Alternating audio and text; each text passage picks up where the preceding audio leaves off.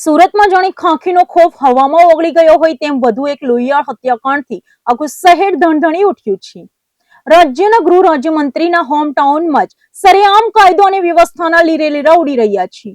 ઉધના વિસ્તારમાં રસ્તાની વચ્ચોવચ્ચ જય દલાલ નામના યુવકને ઘેરીને તેની નિર્મમ હત્યા કરી દેવાતા પોલીસ પ્રશાસનની કામગીરી સામે ગંભીર સવાલો ઉઠ્યા છે। આ લોહિયાળ ખેલને અંજામ આપનારા નરાધમોના નામ હવે સત્તાવાર રીતે સામે આવ્યા છે। ઘટના બાદ ચોધાર આંસુએ રડતી મૃતકની માતાએ કેમેરા સમક્ષ સણસણતો આક્ષેપ કર્યો છે કે કુખ્યાત જેનિસ ચકલી અને પંકજ પાટીલ નામના શખ્સોએ જ પૂર્વ આયોજિત કાવતરું રચીને જયને ચારેય તરફથી ઘેરી લીધો હતો અને તેની નિર્મમ હત્યા કરી નાખી હતી। આ હત્યા પાછળનો જે ખુલાસો પરિવાર દ્વારા કરવામાં આવ્યો છે તે અત્યંત ચોંકાવનારો છે। પરિવારજનોનો સીધો આક્ષેપ છે કે અગાઉ મૃતક જય દ્વારા જ આ ગુનેગારો વિરુદ્ધ કાયદાકીય કાર્યવાહી કરીને તેમને જેલ ભેગા કર્યા હતા અને પાસા હેઠળ જેલમાં મોકલવામાં આવ્યા હતા। આ જ વાતની જૂની અદાવત અને ખાર રાખીને જેલમાંથી બહાર આવતાની સાથે જ આરોપીઓએ હિસાબ ચૂકતે કરવાના બદ ઇરાદાથી જયની ધાતકી હત્યા કરી નાખી છે। આ મામલામાં સૌથી મોટો અને ગંભીર વળાંક ત્યારે આવ્યો જ્યારે મૃતક જયની માતાએ ભારે આક્રોશ સાથે પોલીસ પ્રશાસન સામે જ ગંભીર સવાલો ઉઠાવ્યા છે। માતાએ આક્ષેપો કર્યા છે કે આવા રીઢા ગુનેગારો જેલમાંથી બહાર આવીને ખુલ્લેઆમ ફરી રહ્યા હતા અને તેમના દીકરાના જીવ પર જોખમ હોવા છતાં પોલીસ તંત્ર ઊંઘતું રહ્યું હતું। ગૃહમંત્રીના શહેરમાં જો પોલીસ સામાન્ય નાગરિકોને સુરક્ષા ન આપી શકતી હોય તો પ્રજાએ કોના ભરોસે જીવવું તેવો એક મોટો સવાલ ઉઠી રહ્યો છે।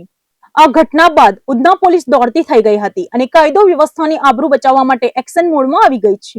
પોલીસે તમામ નામજોગ આરોપીઓ સામે હત્યાનો ગુનો દાખલ કર્યો છે। ગુનેગારો શહેરમાંથી નાસી છૂટે તે પહેલા જ તેને જેલ ભેગા કરવા માટે પોલીસની અલગ અલગ સ્પેશિયલ ટીમો બનાવીને સંભવિત અડ્ડાઓ પર આંકડા દરોડા પાડવાનું શરૂ કરવામાં આવ્યું છે। જય શ્રીબેન દલાલ। તમારા છોકરાનું શું નામ છે, શું બનાવ બન્યો? જય નગીન દલાલ એ કાલે સવારથી ઘરે જ હતો। રાત્રે 8:30 વાગે ઘરેથી ગયો। મને કે મેં મારા દોસ્તારને મળવા જાઉં છું અને 12:15 12:30 વાગે મને ફોન આવ્યો કે એને વધારે ઘાવ લાગ્યા છે। મેં પૂછ્યું કોને માર્યું છે, એમ કે ચકલી અને પંકજ પાટીલ 3-4 લોકો હતા, એમના સાથે 7-8 લોકો અત્યારે તીક્ષ્ણ હત્યા લઈને આવેલા।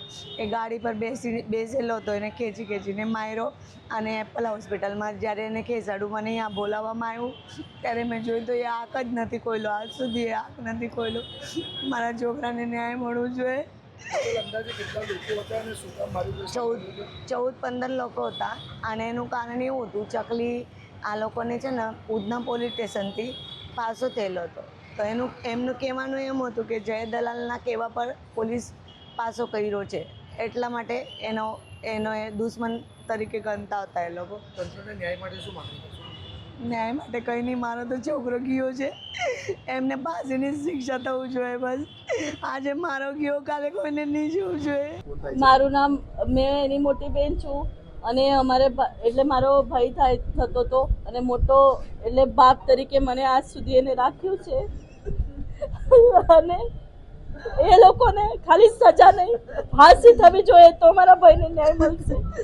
નહીં મળે તો આ પોલીસ કર્મચારી કઈ કામની, મીડિયા બી કઈ કામની ના મળે। પ્લીઝ ન્યાય અપાવજો બધા। મારું નામ જયશ્રી નગીનભાઈ દલાલ, મારો છોકરો જય નગીન દલાલ એ કાલે આખો દિવસ ઘરે જ હતો। 7:30 વાગે એ મને 8:30 વાગ્યા મને કે મને જવું છે બહાર। મેં કીધું તું ક્યારે આવે? એમ કે હું જમવાના નથી, એમ કે મમ્મી મને મોડું લાગશે। મેં કીધું સારું બેટા। એ ગયો, મને કહે નહીં, પાછું 12:15 12:30 દરમિયાન મને ફોન આવ્યો કે એને મિલિંદ ચકલી અને પંકજ પાટીલ કરીને 3 છોકરા હતા, એ બહુ બધા ઘાવ મારી દીધેલા છે તો એમને એપલ હોસ્પિટલ અમે ખસાડ્યા છે। એટલે મેં અહીંયા આવી પણ મારા છોકરાએ કંઈ આંખ ખોલી નહીં। મને ન્યાય જોઈએ, મારો એકનો એક છોકરો હતો।